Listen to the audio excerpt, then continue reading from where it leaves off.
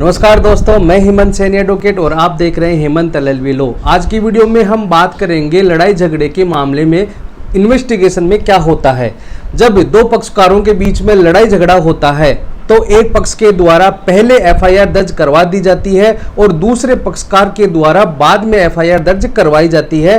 तब लोगों के मन में यह रहता है कि जब हमने बाद में FIR दर्ज करवाई तो क्या हमारी FIR पर जांच होगी कि नहीं होगी, जो हमारा मामला है, जो हमारा केस है वह कमजोर तो नहीं होगा, क्या पुलिस वाले हमारी बाद में दी हुई रिपोर्ट पर जांच करेंगे कि नहीं करेंगे।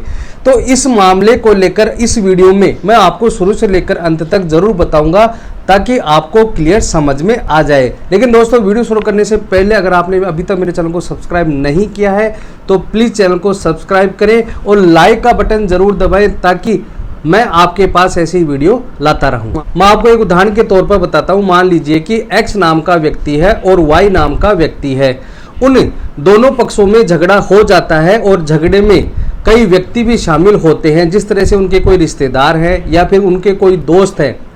तो इस झगड़े में यह होता है कि दोनों पक्षों की तरफ से चोटें आती हैं और X नाम का व्यक्ति है वह थाने पर जाकर FIR दर्ज करवा देता है और Y नाम का जो व्यक्ति है वह कुछ देर बाद या एक दिन बाद अपने FIR दर्ज करवाता है। अब उसके मन में यह रहता है कि मैंने बाद में FIR दर्ज करवाई है, क्या FIR मेरी कमज़ोर हो जाएगी या फिर मेरा जो मामला है वह चलने योग्य नहीं होगा। तो ऐसा कुछ भी नहीं होगा, क्योंकि आपस में क्रॉस केस हो जाते हैं और दोनों पक्षों को ही एक मामले को लेकर चोटें आई है तो आपका मामला जरूर चलेगा।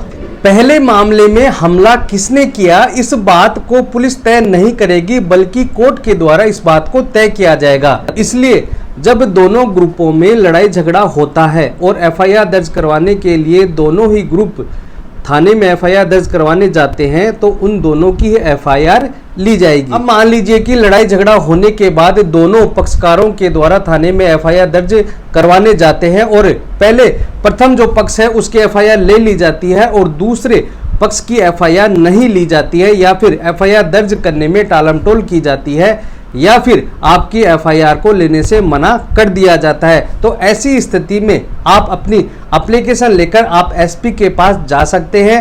अगर वहां पे भी आपका काम नहीं होता है तो आप कोर्ट में जाकर वकील से मिलकर परिवाद के माध्यम से CRPC 156(3) में आप अपनी एप्लीकेशन वहां बता सकते हैं या अपनी सारी बात घटना बता सकते हैं। उसके बाद कोर्ट के द्वारा थाने को आदेशित किया जाता है कि उसकी FIR दर्ज की जाए। अब आपके मन में यह चल रहा होगा कि क्या अब कोर्ट के द्वारा FIR दर्ज होने के बाद भी क्या हमारी FIR चलेगी।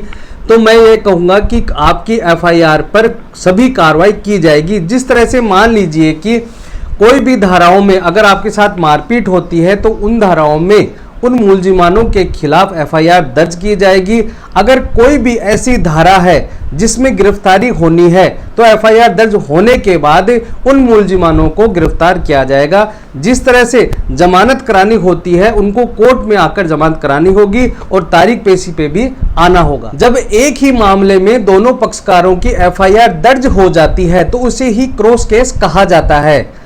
अब यह होता है कि जब दोनों पक्षकारों को तारीखों पर आना पड़ता है या फिर वकील की फीस देनी होती है या फिर बात बात पर किराया या फिर कोर्ट दूर होने पर उनकी जेब से पैसे लगते हैं या फिर समय बीत जाने के बाद भी दोनों पक्षकार एक ही तारीख पर अगर हाजिर होते हैं तो उनके मन में यह रहता है कि अब हमें राजीनामा कर लेना चाहिए, जिससे समय और धन की बर्बादी ना हो। इसलिए समय बीतने के बाद क्या होता है कि दोनों पक्षकारों में राजीनामा हो जाता है। उस समय तो यह होता है कि जो जोश में वह झगड़े कर लेते हैं, लेकिन जिस तरह से समय व्यतीत होता है या फिर समय बीतता है उसके बाद दोनों में आपस में राजीनामा हो जाता है। दूसरा, क्रॉस केस में आपको यह फायदा होता है कि मान लीजिए कि दोनों पक्षों में झगड़ा होता है, एक पक्ष के द्वारा FIR दर्ज करवा दी जाती है और दूसरे पक्ष के द्वारा FIR दर्ज नहीं करवाई जाती है, तो यह माना जाएगा कि जिसने FIR दर्ज करवाई है उस पार्टी की ही चोटें लगी हैं।